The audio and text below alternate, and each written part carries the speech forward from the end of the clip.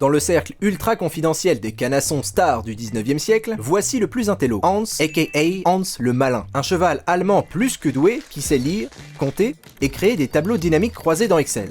Cette dernière info est fausse, on sait tous que les chevaux détestent la bureautique. Tout débute quand Wilhelm von Osten, un ancien prof de maths, se réveille avec une lubie, démontrer que les animaux ont une intelligence bien supérieure à ce que l'on pense. Pour le prouver, il se donne le défi d'apprendre le calcul et la lecture à un chat, un ours et un cheval. Le chat qui dort au fond de la classe et l'ours dyscalculique montrent peu d'intérêt pour les chiffres. Ils sont virés du projet. Le cheval, en revanche, ce faillot, semble doté d'aptitudes extraordinaires. Hans tape du sabot pour compter et lire. Wilhelm écrit un 3, Hans tape 3 fois. Pour la lettre A, il tape une fois, pour B, il tape 2 fois, etc. Il sait lire l'heure, reconnaît les couleurs, et peut aussi résoudre des calculs complexes.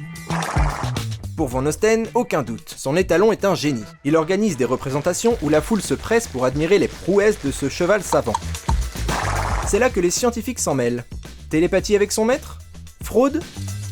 Après de multiples tests, aucune triche, Hans ne donne que des bonnes réponses. Plus tard, un psy émet une nouvelle théorie. Et si Hans était simplement un bon observateur ?